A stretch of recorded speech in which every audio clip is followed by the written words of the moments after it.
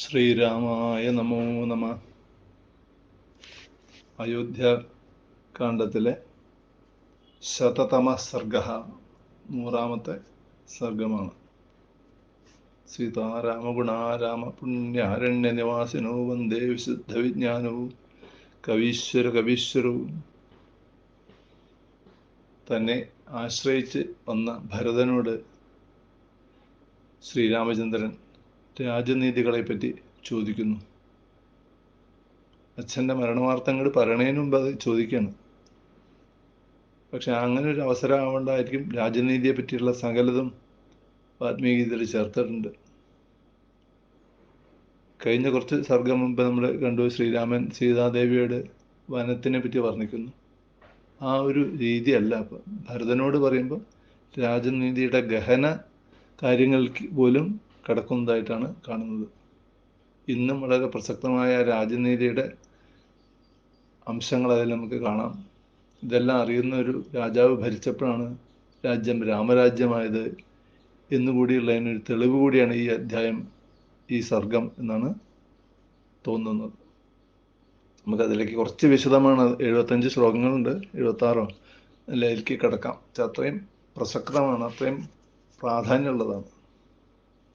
ജട ധരിച്ച് മാമുനി വേഷമണിഞ്ഞ് തൊഴുത ശേഷം തൻ്റെ കാൽക്കൽ വീണ ഭരതനെ ശ്രീരാമചന്ദ്രൻ കൈപിടിച്ച് എഴുന്നേൽപ്പിച്ച് മൂർധാവിൽ ചുംബിച്ച് കെട്ടിപ്പിടിച്ച് തൻ്റെ അടുത്തിരുത്തി അംഗം ആരോപ്യ എന്നാണ് പറയുന്നത്. തൻ്റെ മടിയിലിരുത്തി അല്ലെങ്കിൽ അടുത്തിരുത്തി ചോദിക്കുകയാണ്, ഭരത, നിനക്കവിടെ ഇവിടെ വരാൻ അച്ഛൻ സമ്മതിച്ചു?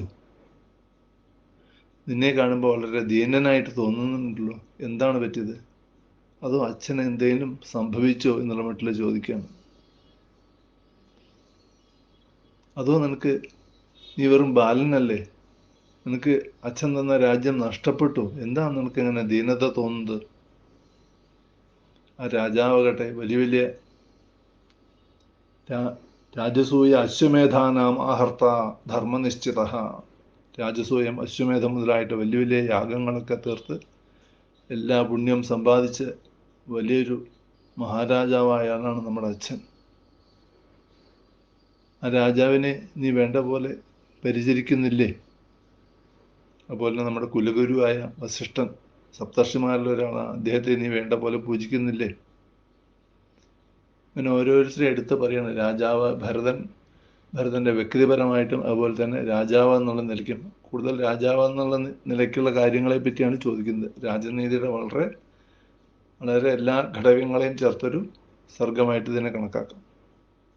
അല്ല ഭരത, നീ 3 അമ്മമാരും നിന്നെ വേണ്ട പോലെ പരിഗണിക്കുന്നില്ലേ?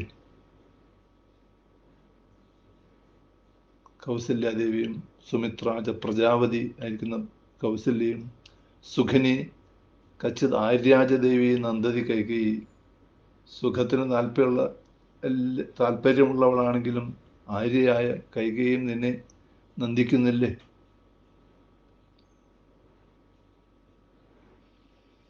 അതുപോലെ വസിഷ്ഠപുത്രനായ സുയജ്ഞൻ യഥാകാലം അഗ്നിഹോത്രാദികളൊക്കെ നിന്നെ കൊണ്ട് ചെയ്യിക്കുന്നില്ലേ?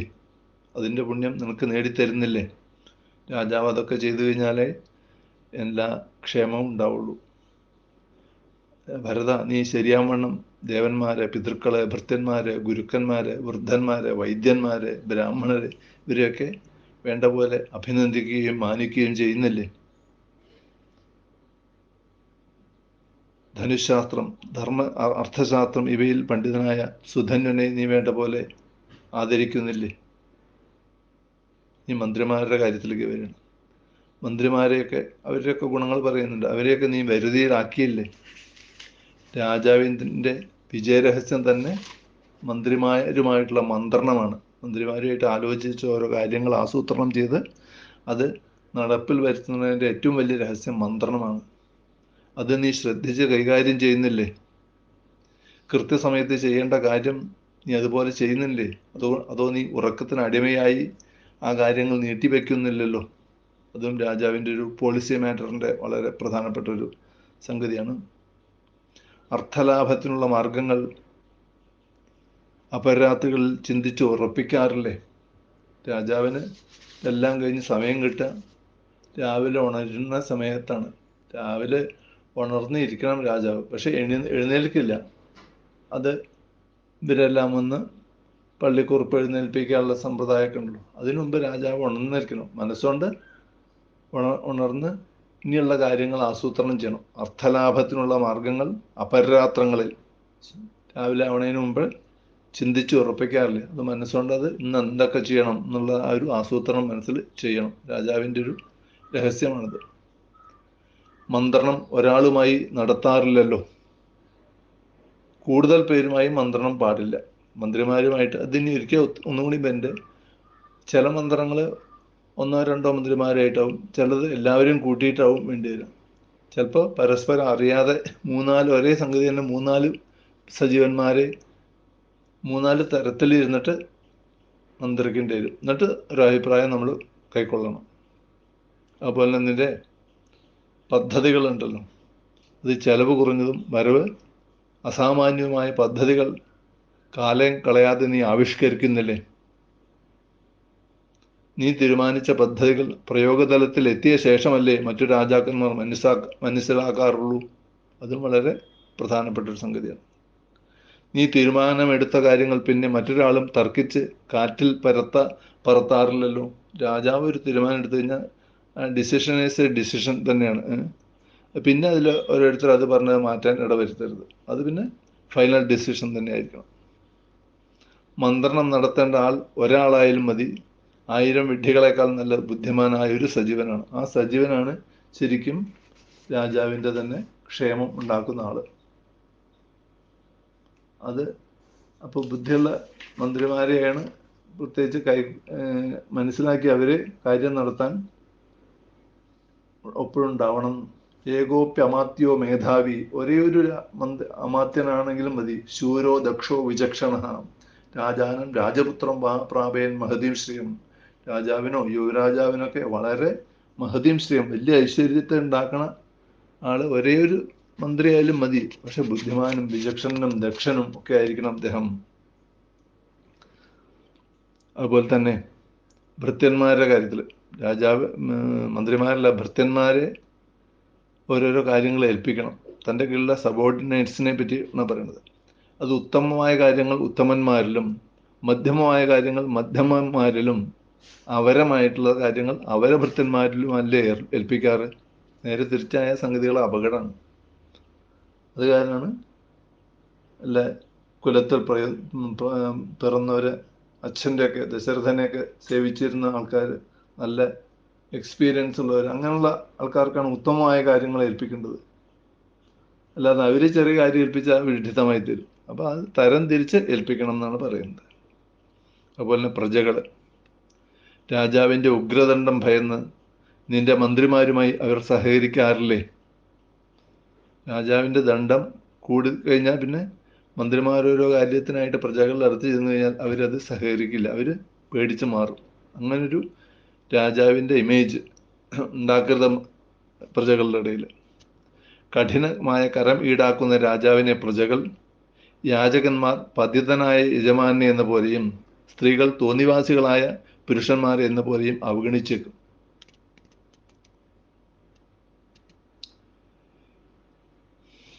അതുപോലെ ആഭ്യന്തര പ്രശ്നങ്ങൾ, അകത്തെ മുള്ളുകളായ ആഭ്യന്തര കലാപക്കാരെ നേരത്തെ തന്നെ തിരിച്ചറിഞ്ഞ്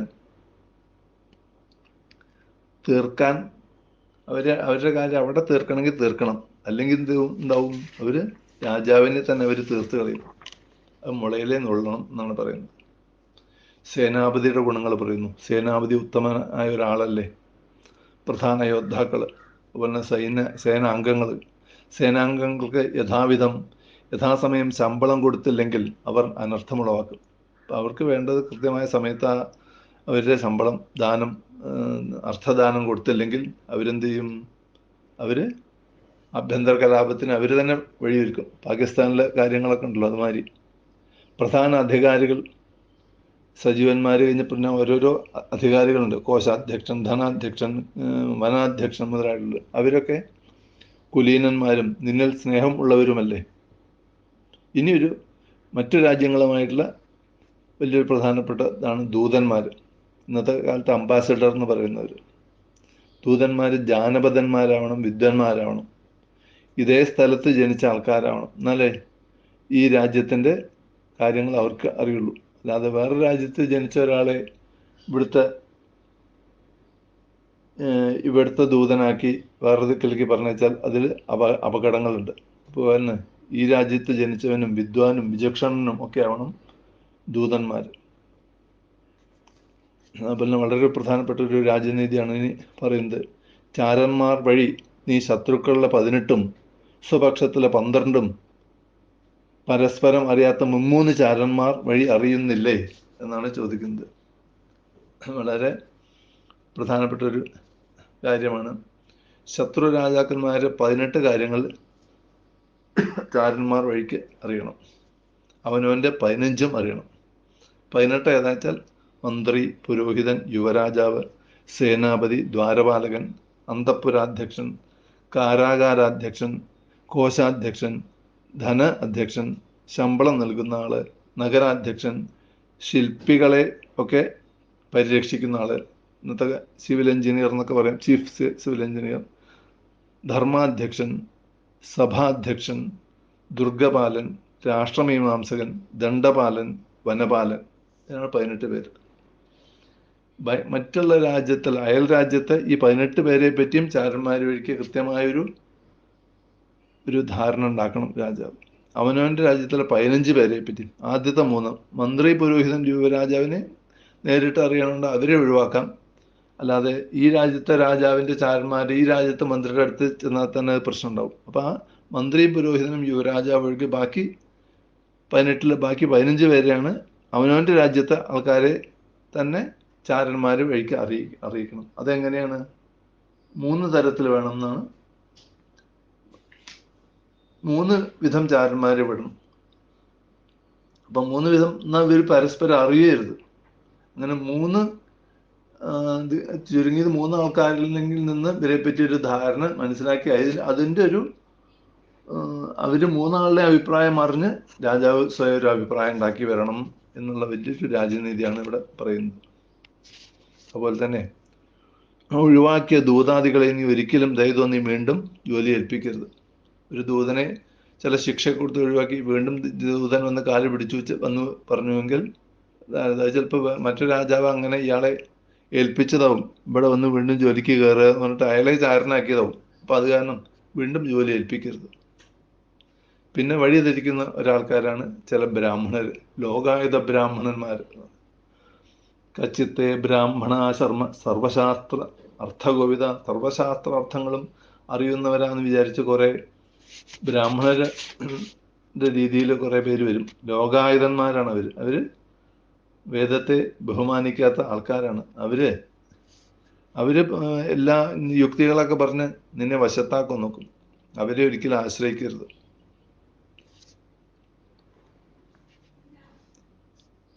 അതുപോലെ തന്നെ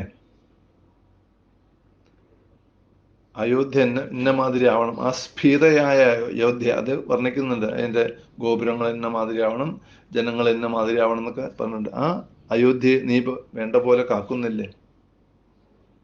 ജനപദങ്ങൾ എങ്ങനെ വേണം? അയോധ്യ എന്ന് മാത്രമല്ല, സാധാരണമായിട്ടുള്ള ജനപദങ്ങൾ എങ്ങനെ വേണം എന്ന് പറയുന്നുണ്ട്. ചൈത്യശതങ്ങൾ വേണം, ഇഷ്ടംപോലെ ജനങ്ങൾ കൂട്ടമായി നിൽക്കുന്ന സ്ഥലങ്ങൾ വേണം, ഒറ്റയ്ക്ക് താമസിക്കുന്ന സ്ഥലങ്ങൾ വേണം, ദേവസ്ഥാനി പ്രഭാഭിശ്ചം തടാകങ്ങൾ വേണം. ഇങ്ങനെ ഒരു ജനപദത്തിനെ പറ്റി വിസ്തരിച്ച് പറയുന്നുണ്ട്. അതിൽ പ്രധാനമായ കാര്യങ്ങൾ ഭീതിയാകുന്ന ജനപദമാണ്. ജനപദത്തിൻ്റെ ഉള്ളിൽ ഭീതി ഉണ്ടാക്കരുത്. കള്ളന്മാരെ പറ്റിയോ രാജാവിനെ പറ്റിയോ വേറെ ശത്രുക്കളെ പറ്റിയോ ഉള്ള ഭീതി അവർക്ക് ഉണ്ടാക്കരുത്. അവർക്ക് ആ ഭീതി അകന്ന് സുഖമായിട്ട് ജീവിക്കാൻ പറ്റണം. അതുപോലെ പൗർവികമായ പാരമ്പര്യത്തെ കാക്കുന്നതുമായിരിക്കണം ആ ജനപദം. അങ്ങനെ ജനപദത്തെ ഇനി തീർക്കണം എന്നാണ് പറയുന്നത്. പിന്നെയും ചില കാര്യങ്ങളുണ്ട്. വൈശ്യന്മാരുടെ കാര്യം, കൃഷിക്കാര്, പശുരക്ഷ ചെയ്യുന്നവർ എല്ലാം നിന്റെ പാട്ടിലല്ലേ അവരൊക്കെ? എന്നുവെച്ചാൽ രാജ്യത്തിൻ്റെ സമൃദ്ധി തന്നെ കൃഷിയിലും പശുരക്ഷയിലും ഊന്നിയതാണ്. സ്ത്രീകളെയും പ്രത്യേകിച്ച് ശ്രദ്ധിക്കണം. സ്ത്രീകളെ ഒരിക്കലും നീ വൈരാഗ്യം ഉണ്ടാക്കി വിടരുത്. അങ്ങനെയാണെങ്കിൽ നിന്നെ അതും ഇതും പറഞ്ഞ് ഇതിനെപ്പറ്റി അവർക്കിടയിൽ ചില ദൂഷണങ്ങൾ വരുത്താൻ ഇടവരുത്തും. അപ്പം അത് ഒരിക്കലും അങ്ങനെ അവരെ മാനിച്ചുകൊണ്ട് തന്നെ അവരെയും വേണ്ട പോലെ രക്ഷിച്ച് വേണം നീ രാജ്യം ഭരിക്കാൻ. പിന്നെ മൃഗസമ്പത്ത് നീ വേണ്ട പോലെ പോഷിപ്പിച്ചുകൊണ്ടേയിരിക്കണം. രാവിലെ അപരാത്രിയിൽ വേണ്ട കാര്യങ്ങളൊക്കെ ആലോചിക്കണം എന്ന് പറഞ്ഞു. അങ്ങനെ രാവിലെ തന്നെ എഴുന്നേറ്റ് നാഗരികന്മാർക്ക് നീ ദർശന സന്ദർഭം ഒരുക്കാറില്ലേ? നല്ല വേഷങ്ങളൊക്കെ ധരിച്ച് നാഗരികന്മാരുമായിട്ട് നീ രാവിലെ തന്നെ കാര്യങ്ങൾ ആലോചിച്ചിട്ട് വേണം, എന്നിട്ട് വേണം പിന്നെ രാജ്യസഭയിലേക്കൊക്കെ കയറാൻ. അതുപോലെ ദുർഗങ്ങൾ, കോശങ്ങൾ, യന്ത്രപ്പുരകൾ, ഇതിൻ്റെയൊക്കെ സംരക്ഷണം ഇടയ്ക്കൊക്കെ പോയി അന്വേഷിക്കണം. കോശത്തിനെ പറ്റി പറയുമ്പോൾ ട്രഷറി വലിയ വരുമാനവും ചെറിയ ചെലവും ആയിരിക്കണം. അപാത്രങ്ങളിൽ നീ കൊടുത്ത് മുടിയരുത്. എന്നാൽ ചെലവ് ചെയ്യണം. ദേവതകൾക്ക്, പിതൃക്കൾക്ക്, ബ്രാഹ്മണർക്ക്, അതിഥികൾക്ക്, സൈനികന്മാർക്ക്, അതുപോലെ തന്നെ മിത്രങ്ങൾക്ക്, ഇവർക്കൊക്കെ വേണ്ട പോലെ ചെലവ് ചെയ്യണം. ഇനി ദണ്ഡനീതിയുടെ കാര്യം. അഭ്യസ്തനായൊരു പൗരനെ ബന്ധനസ്ഥനാക്കുന്നതിന് മുമ്പ് വേണ്ടവണ്ണം അതിൻ്റെ ന്യായാധിപന്മാരോടൊക്കെ ചോദിച്ച് വിധി വിസ്താരം ചെയ്ത ശേഷമേ അങ്ങനെ ഒരു ദണ്ഡം അയാളെ ബന്ധനസ്ഥനാകാൻ പാടുള്ളൂ. അതുപോലെ എല്ലാ തെളിവുകളുമായി പിടിച്ചൊരു കള്ളനെ മോചിപ്പിച്ചാൽ, ധനമോഹം കൊണ്ട് മോചിപ്പിച്ചാൽ, വെറുതെ വിട്ടുകളഞ്ഞാൽ അതും അപകടമാണ്. അതുപോലെ നിരപരാധിയെ ദണ്ഡിച്ചാൽ അവൻ്റെ കണ്ണിൽ നിന്ന് വീഴുന്ന കണ്ണുനീരുണ്ടല്ലോ, അത് രാജാവിൻ്റെ സന്തതി പരമ്പകളെയും മൃഗസമ്പത്തിനെയും ഒക്കെ നശിപ്പിക്കും ആ കണ്ണുനീര്. പിന്നെ ഒരു കാര്യം പറയുന്നു, പൗരന്മാരിൽ 3 കൊണ്ട് മാനിക്കണം. 3 വൃദ്ധന്മാര്, ബാലന്മാര്, പ്രമുഖ വൈദ്യന്മാർ, ഇവരെ 3 വിഭാഗം ആൾക്കാരെയും സ്നേഹാദരങ്ങളെ കൊണ്ടും നല്ല വാക്കുകളെ കൊണ്ടും അത്യാവശ്യം വേണ്ട ദാനം നൽകിയും അവരെ ആദരിക്കണം. നമസ്കരിക്കാൻ യോഗ്യന്മാരായവരെ നമസ്കരിക്കാതെ ഇരിക്കരുത്. ഗുരുക്കന്മാര്, താപസന്മാർ, ഇവരൊക്കെ വേണ്ട പോലെ നമസ്കരിക്കണം. ത്രിപുരുഷാർത്ഥങ്ങൾ പരസ്പരം വിനയാകരുത്. ഇതാണ് രാജാവിൻ്റെ ഏറ്റവും വലിയ തത്വം. ഭാഗവതാദികളിലൊക്കെ പറയുന്നുണ്ട്. ത്രിപുരുഷാർത്ഥങ്ങൾ ധർമ്മമർത്ഥം കാമം മോക്ഷത്തിൽ മോക്ഷം ഒഴികെ ധർമാർത്ഥ കാമങ്ങളാണ്. ആ ഒരു ധർമ്മം ഒരു കാര്യത്തിൽ ചെയ്യാൻ പുറപ്പെടുമ്പോൾ അർത്ഥം കൊണ്ട് അത് മുടങ്ങരുത്. അർത്ഥത്തിന് പ്രാധാന്യം കൊടുക്കരുത്. ധർമ്മം ചെയ്യേണ്ട സമയത്ത് ധർമ്മം തന്നെ ചെയ്യണം. അർത്ഥം ചെയ്യേണ്ട സമയത്ത് ധർമ്മം പറഞ്ഞാൽ അർത്ഥം കിട്ടാണ്ടത് മുടക്കം വരുത്തരുത്. ഇവ രണ്ടും അർത്ഥങ്ങളെ കാമം കൊണ്ട് മുടക്കരുത്. അപ്പം ഇത് 3 തരംതിരിച്ച് സമയം നോക്കി, ഓരോന്നിനും ഓരോരോ സമയം നോക്കി അതെല്ലാം ത്രിവർഗ സേവ നടത്തണം. ത്രിവർഗം എന്നാണ് അതിന് പറയുക, 3 ധർമാർത്ഥ കാമങ്ങളെ. പൗരബ്രാഹ്മണാദികളിൽ നിന്നും വേണ്ട ആശംസ കൈപ്പറ്റണം. 14 രാജ്യദോഷങ്ങളെ ഒഴിവാക്കുന്നില്ല നീ. നാസ്തിക്യം, നുണ പറയുക മുതലായിട്ടുള്ള 14 രാജ്യദോഷങ്ങളെ വ്യാഖ്യാനങ്ങൾ പറയുന്നുണ്ട്. അതുപോലെ തന്നെ നീ ദശവർഗങ്ങളെയും പഞ്ചവർഗങ്ങളെയും ചതുർവർഗങ്ങളെയും പറ്റി മനസ്സിലാക്കി സപ്തവർഗങ്ങളിൽ കാര്യമായി പ്രവർത്തിച്ച് അഷ്ടവർഗങ്ങളെ ഒഴിവാക്കി ത്രിവർഗം മനസ്സിലാക്കി ത്രിവിദ്യ കൊണ്ട് കാര്യങ്ങൾ മനസ്സിലാക്കിയിട്ടാണ് രാജ്യം ഭരിക്കാൻ. ദശവർഗം എന്ന് പറഞ്ഞു കഴിഞ്ഞാൽ വേട്ട, ചൂതുകളി മുതലായിട്ടുള്ള കാര്യങ്ങളാണ്. 10 കാര്യങ്ങളാണ്. ഇത് കാമം കൊണ്ട്, രാജാവിന് കാമം അധികമായി സംഭവിക്കുന്നത്. കാമം എന്ന് വെച്ച് കഴിഞ്ഞാൽ ആഗ്രഹങ്ങൾ. അതിലങ്ങനെ വേട്ടയിലും ചൂതുകളിയിലൊക്കെ ഇടപെട്ട് കഴിഞ്ഞാൽ നശിക്കാൻ ഇടവരും. അപ്പം അതിന് ഇട കൊടുക്കരുത്. അതിനെല്ലാം സ്വന്തം ബുദ്ധി കൊണ്ട്, ഇന്ദ്രിയാണം ജയം ബുദ്ധ, ഇതൊക്കെ ഇന്ദ്രിയം ജയിച്ചുകൊണ്ട് വേണം ഇതിനൊക്കെ ഒതുക്കി നിർത്താൻ. പഞ്ചവർഗവും അതുപോലെ തന്നെ ദുർഗങ്ങളാണ്. ജലദുർഗം, പർവ്വതദുർഗം, വൃക്ഷദുർഗം, ഈരണദുർഗം, ധന്വദുർഗം. അതേം വേണ്ട പോലെ കൈകാര്യം ചെയ്യണം. ശത്രുക്കളെ ആക്രമിക്കുമ്പോൾ ചിലപ്പോൾ സ്ഥാനം മാറേണ്ടി വരും രാജാവിന്. അപ്പോൾ ഇതൊക്കെ ഓരോന്നും മാറി അവിടേക്ക് മാറി താമസിച്ചു കൊണ്ട് വേണം ശത്രുക്കളെ അവിടെ കൊടുക്കാൻ.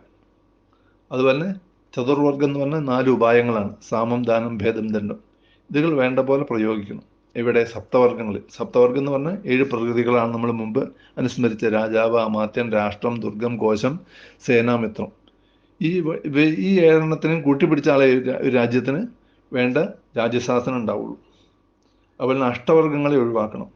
ക്രോധം കൊണ്ടുണ്ടാവുന്ന കാര്യങ്ങളാണ്. കഠിനമായ വാക്ക് പറയുക, ഈർഷ്യ കഠിനമായ ദണ്ഡം കൊടുക്കുക മുതലായിട്ടുള്ള ഇത് ഒഴിവാക്കണം.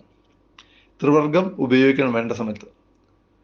പ്രഭുശക്തി, ഉത്സാഹശക്തി, മന്ത്രശക്തി, ഇതാണ് ത്രിവർഗം. ഇത് ഉപയോഗിച്ച് ത്രിവിദ്യകളെ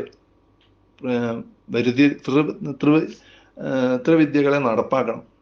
വിദ്യകൾ പറഞ്ഞാൽ ത്രയി, വാർത്ത, ദണ്ഡനീതി എന്നാണ്. ത്രയിച്ച വൈശ്യന്മാരുടെ കൃഷി, ഗോരക്ഷ, വാണിജ്യം എന്നാണ്. വാർത്ത, വ്യവസായം, അങ്ങനെയുള്ള ബിസിനസ് മുതലായിട്ടുള്ള കാര്യങ്ങൾ. ദണ്ഡനീതി വേണ്ട ശിക്ഷ കൊടുക്കുക എന്നുള്ളതാണ്. ഇതൊക്കെ മനസ്സിലാക്കിയിട്ട് ദൈവഷാഡ്ഗുണ്യത്തെയും മനുഷ്യ ഷാഡ്ഗുണ്യത്തെയും ഒഴിവാക്കാൻ വേണ്ടി ശ്രമിക്കണം. തീപിടുത്തം, വെള്ളപ്പൊക്കം, രോഗബാധ മുതലായിട്ടുള്ളതാണ് ആധിദൈവികമായ ദുഃഖങ്ങൾ. അതുപോലെ മാനുഷികമായ ദുഃഖങ്ങളാണ് ദുഷ്ടനായ രാജാവ്, ചോരഭയം, ശത്രുഭയം മുതലായിട്ടുള്ള ഇതെല്ലാം ഒഴിവാക്കണം. രാജാവിൻ്റെ ദോഷങ്ങളാണ് 20 വർഗം, 20 വർഗം.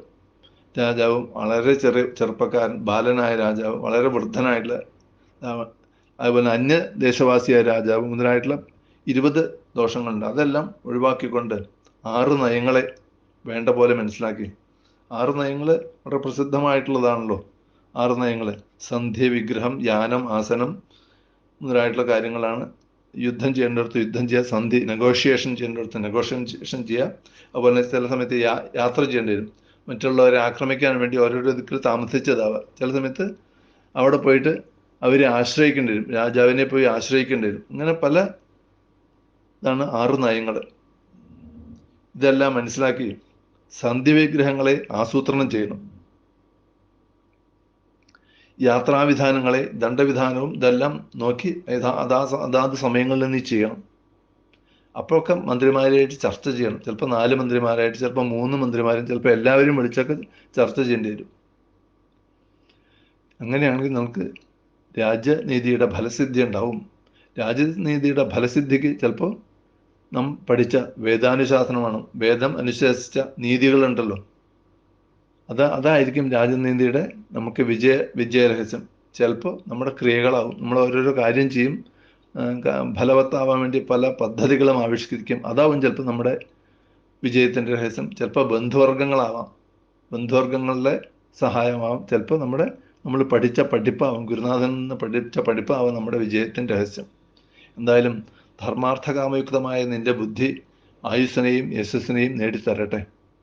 പിതൃപൈതാമഹന്മാർ കൈക്കൊണ്ട ഈ നീതിയെ അവലംബിച്ചാൽ നമുക്ക് മാർഗങ്ങളൊക്കെ ശുഭമായി തീരും. ഒരിക്കലും നല്ല ഭക്ഷണം ഒറ്റയ്ക്കിരുന്ന് കഴിക്കരുത്. മിത്രങ്ങളെയും കൂട്ടി വേണം അത് ഭക്ഷിക്കാൻ. അതൊരു രാജാവിൻ്റെ തന്ത്രമാണ് എന്നാണ് പറയുന്നത്. ഇങ്ങനെയൊക്കെ ചെയ്തു കഴിഞ്ഞാൽ രാജാതു ധർമ്മേണ ഹി പാലയിത്വ മഹീപിതർ ദണ്ഡധര പ്രജാനാം. ഇങ്ങനെ ധർമ്മം കൊണ്ട് വേണ്ട പോലെ രാജ്യം പരിപാലിച്ചു കഴിഞ്ഞാൽ ആ ദണ്ഡധരം വേണ്ട ആൾക്കാർക്ക് ശിക്ഷ കൊടുക്കുന്ന അദ്ദേഹം അവാപ്യ കൃഷ്ണാം വസുധാം യഥാവൽ, ഈ ലോകത്ത് ഈ ഭൂമിയെ മുഴുവൻ നേടിയിട്ട്, അല്ലെങ്കിൽ താൻ ഭരിക്കുന്ന രാജ്യത്തെ വേണ്ട പോലെ നേടിയിട്ട്, ദിവശ്ചുത സ്വർഗമുപേതി വിദ്വാൻ, ശരീരം ഒടുങ്ങിക്കഴിഞ്ഞാലോ സ്വർഗത്തിലേക്ക് എത്തും എന്നുള്ളതാണ് ഇതിൻ്റെ ഒരു ഫലശ്രുതി രാജനീതിയുടെ. അതും കൂടി പറഞ്ഞുകൊണ്ടാണ് ശ്രീരാമചന്ദ്രൻ ഭരതനെ ഇതെല്ലാം പറഞ്ഞ് കാര്യങ്ങൾ അന്വേഷിക്കുന്നത്. ഈ രാജനീതിയുടെ വലിയൊരു അധ്യായമാണിത്. ഈ ഉപദേശം നിന്ന് ശ്രീരാമചന്ദ്രൻ്റെ മുമ്പിൽ പ്രസന്നതായാനഗതാഭിഷേകതസ്തഥാ നമംളേ വനവാസകൃച്ഛ്രത മുഖാംബുജ ശ്രീ രഘുനന്ദനസ്യമേ തഥാസ്തുതാ മഞ്ജുളമംഗളപ്രദാം. ശ്രീരാമചന്ദ്രപാദസമർപ്പണമസ്തു. ഹരേ രാമ രാമ രാമ ഹരേ ഹരേ, ഹരേ കൃഷ്ണ കൃഷ്ണ കൃഷ്ണ ഹരേ ഹരേ.